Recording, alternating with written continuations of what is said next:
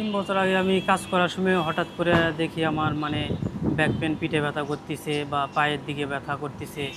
আগে আমি যেটা কখনোই হইতো না না এবং হইতো না। কখনো বুঝেনওনি। না বুঝিওনি।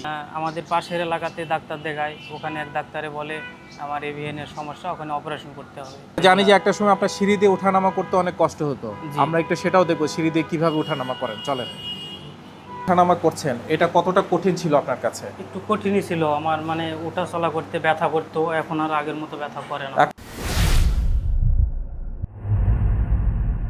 আসসালামু আলাইকুম দর্শক, কেমন আছেন আপনারা? আশা করি সবাই ভালো আছেন, সুস্থ আছেন।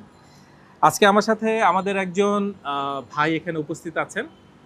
আমাদের কাছে ম্যাক্সিমামই দেখা যাচ্ছে যে দেশের বিভিন্ন জায়গা থেকে তারা আসেন। আমার এই ভাইটিও এসেছেন, বাংলাদেশে থাকেন এবং খেটে খাওয়া একজন মানুষ, পেশায় একজন রাজমিস্ত্রি, এবং ওনাদের হাতের ছোঁয়ায় আমরা দেখা যাচ্ছে যে বিশাল বিশাল অট্টালিকাগুলোতে আমরা থাকি। দর্শক, আমার এই ভাইটি গত প্রায় 3 বছর আগে থেকে হঠাৎ করে উনি এভিএন এবং পিএলআইডি এই দুইটা রোগে একই সাথে উনি আক্রান্ত হন এবং জীবনে একরকম প্রায় অন্ধকার নেমে আসে হঠাৎ করেই। আসুন দর্শক, ওনার কাছ থেকে একটু শুনি কি হয়েছিল। আসসালামু আলাইকুম। ওয়ালাইকুম আসসালাম ওয়া রাহমাতুল্লাহ। স্যার, আপনার নাম এবং পরিচয়টা আমার দর্শকদের জন্য যদি একটু বলেন। আমার নাম মোহাম্মদ সাজিদ হাসান। হুম। নওগাঁ জেলার বাসিন্দা আমি। ওকে। আমি নওগাঁ জেলা আত্রাই থানায় থাকি, ওকে। ওখানেই বসবাস করি। আচ্ছা, পেশাগতভাবে আপনি একজন রাজমিস্ত্রি। পেশাগত, জি বেশ পেশাগত। পরিশ্রমের কাজ করতে হয়। জি, এবং পেশাগত। আপনি কখনো, আমরা জানি যে আপনি যেটা আমাকে আগেও বলেছেন যে আপনি কাজ করায় কখনো আপনি ভয় পেতেন না, কাজ কখনো আপনাকে আক্রান্ত করতে পারেনি, পেরেছে কখনো দুর্বল না, করতে না, পেরেছে? না, না। কি হয়েছিল গত 3 বছর আগে? ৩ বছর আগে আমি কাজ করার সময় হঠাৎ করে দেখি আমার ব্যাক পেন, পিঠে ব্যথা করতেছে বা পায়ের দিকে ব্যথা করতেছে।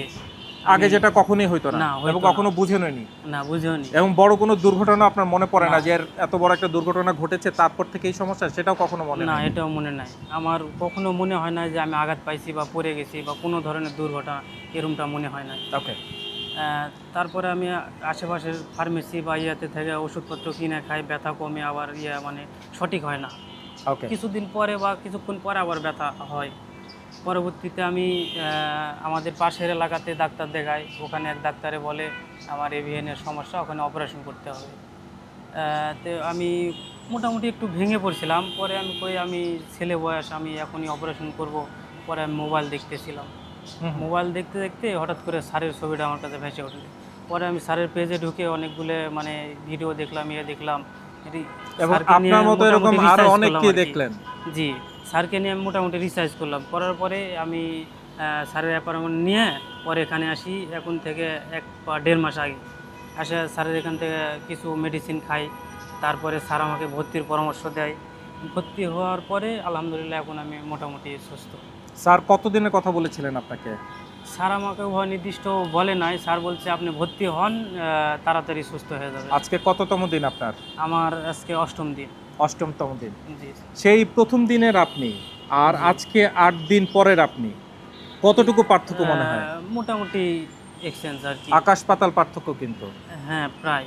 আপনি আগে কি কি করতে পারতেন না? আমি আগে বসতে পারতাম না, ঠিকমতো হাঁটাচলা করতে পারতাম না। আর পায়ে আমার ব্যথা এখনকার আসতো। সেই কি অবস্থা? এখন আলহামদুলিল্লাহ মোটামুটি ভালো, হাঁটাচলা করতে ব্যথা লাগে না আমরা বা কিভাবে বসতে বিশ্বাস পারি। করব আপনার কথা? প্র্যাকটিক্যালি আমাদেরকে একটু দেখলে যদি বুঝতে দেখান। আগে আমি ঠিকমতো যেভাবে বসতে পারতাম না। বসলে গেলে গিয়ে আমার এই হাঁটুতে এখানে ব্যথা করতো। আচ্ছা। এখন আলহামদুলিল্লাহ মোটামুটি ভালো, এখন হাঁটাচলা করা যায়, কোনো সমস্যা হয় না। আমরা জানি যে ব্যথা করে না। আপনার পরিবারের উপার্জনক্ষম ব্যক্তি আপনি। জি, একমাত্র আপনি আমি। উপার্জন না করলে পরিবারেরও একটা দুর্দশা নেমে আসবে। জি। তো সেই অবস্থা থেকে ফেরত আসা, কি মনে হচ্ছে এই চিকিৎসা ব্যবস্থাটা কি আসলে সত্যি? অনেক সময় আমরা দেখা যাচ্ছে আলহামদুলিল্লাহ যে আমি ট্রিটমেন্ট নিয়ে প্র্যাকটিক্যাল দেখতেছি, আলহামদুলিল্লাহ মোটামুটি ভালো। আমাদের দেশে এবং দেশের বাইরে এরকম অসংখ্য রোগী আছেন, হ্যাঁ, তাদের আছে, জন্য কিছু অনেকে বলবেন? আছে। জি, তাদের জন্য একটা কথাই বলবো যে তারা যেন সঠিক পরামর্শ বা সঠিক ডাক্তারের শরণাপন্ন হয়, তারা চিকিৎসা গ্রহণ করে, যাতে তাড়াতাড়ি তারা সুস্থ হয় বা তাদের ভবিষ্যৎ যাতে ঠিক রাখে। সেই জন্যে তারা স্যারের এখানে চিকিৎসা নিতে হবে এমন কোনো কথা না, তারা সঠিক গাইডলাইনটা দেখে তারা চিকিৎসা যাতে গ্রহণ করে। আলহামদুলিল্লাহ। আমরা জানি যে একটা সময় আপনার সিঁড়ি দিয়ে ওঠানামা করতে অনেক কষ্ট হতো। জি। আমরা একটু সেটাও দেখবো সিঁড়ি দিয়ে কিভাবে ওঠানামা করেন, চলেন। ওঠানামা করছেন, এটা কতটা কঠিন ছিল আপনার কাছে? একটু কঠিনই ছিল আমার, মানে ওঠা চলা করতে ব্যথা করতো, এখন আর আগের মতো ব্যথা করে না। এখন কিন্তু একটা সুস্থ স্বাভাবিক মানুষ যেভাবে আমরা হাঁটাচলা করি ঠিক একইভাবে কিন্তু আপনি কিন্তু হাঁটাচলা করছেন। জি, আগের মতোই একবার হাঁটা চলা করতে পারতেছি। আলহামদুলিল্লাহ, আলহামদুলিল্লাহ। সো আজকে বাসায় ফিরে যাচ্ছেন, কেমন লাগছে জি, দীর্ঘদিন পরে? আলহামদুলিল্লাহ, আমার কাছে মোটামুটি ভালো লাগতেছে। অনেকদিন দর্শক। পর সুস্থ হয়ে স্বাভাবিক হয়ে বাড়িতে ফিরতেছি। দর্শক, এরকম হাজারো মানুষ আছেন যাদের প্রাণের কথা, তাদের প্রাণের শব্দটাই হচ্ছে এখন ডিপিআরসি। সুস্থ যদি থাকতে চান, সুস্থ যদি হতে চান, শুধু একটা ঠিকানা আপনার দরকার, আর সেটা হচ্ছে ডিপিআরসি। ভালো থাকবেন, সুস্থ থাকবেন, দোয়া করবেন আমার এই ভাইয়ের জন্য। ডিপিআরস লিমিটেড, আস্থা, বিশ্বাস ও নির্ভরতায় অবিচল।